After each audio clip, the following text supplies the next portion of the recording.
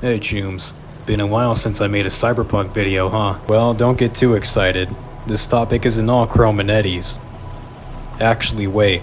That's exactly what this topic's about. We all know how questionable and downright evil the corporations are in the Cyberpunk universe, and how they'll openly do anything so long as they meet quotas and it doesn't affect their bottom dollar. The Cyberpunk genre as a whole was meant to be a commentary on the rising state of capitalism and corporate greed equaling power. The scary thing is that the parallels between the Cyberpunk genre and reality are getting closer and closer every day. I've already made a video talking about how real life is closer to GTA than you think, and in that video I discussed similar topics like the one in this video.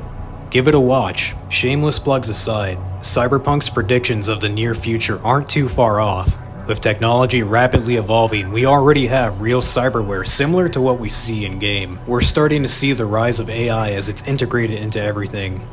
But what's the most dangerous? Corporate-backed and corporate-funded politics. This is nothing new. Politicians have been backed by large companies ever since politics were invented, but it's never been so obvious that the government isn't actually controlled by the government, but rather these corporations creating lobbies and laws that suit their best interests more than right now. It almost makes the world feel dystopian, doesn't it? In lore of Cyberpunk 2077, megacorporations have grown so powerful that they're able to have literal armies and go to war with other corporations. And I do not mean war in a metaphorical sense. These wars are actual wars. They are bloody and they are very destructive. Forget World War III. The real fear was which megacorps were beefing at the time, and how long it'll be before one sends a swarm of weaponized AVs to attack the other. And when the government collapsed, they immediately rushed in and appointed themselves the new rulers, knowing they'd have full control over the territories and they have the ability to instill any law that they wanted. Yeah, there's a US government still, but they don't have anywhere near the power they once had.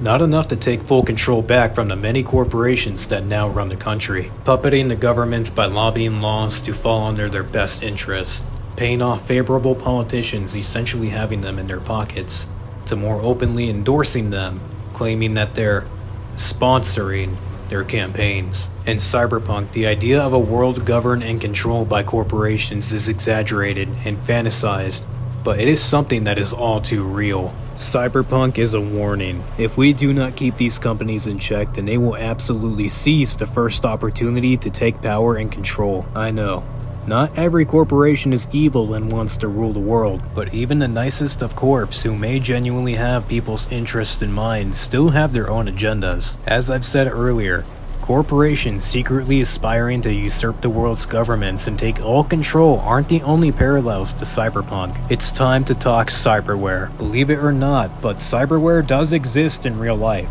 Maybe not to the same level as Cyberpunk.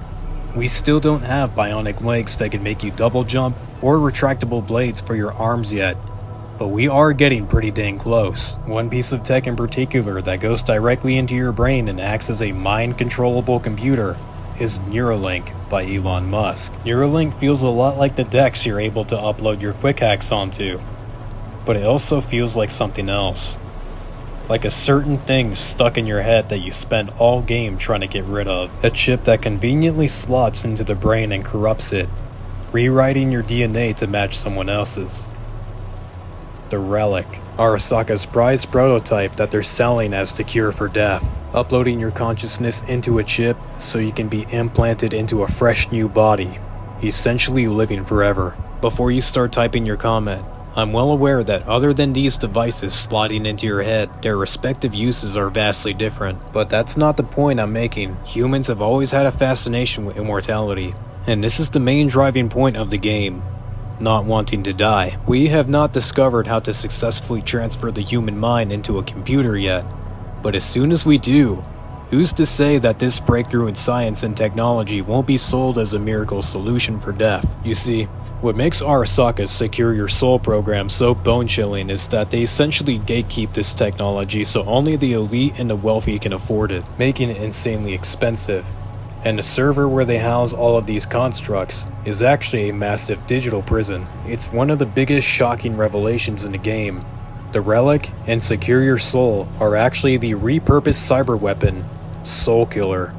The very thing that was used to trap both Alt Cunningham and Johnny Silverhand. This is Cyberpunk 2077's warning.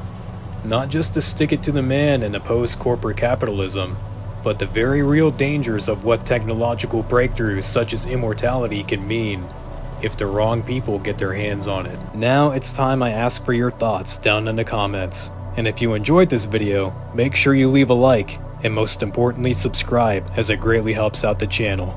And as always, thank you for watching.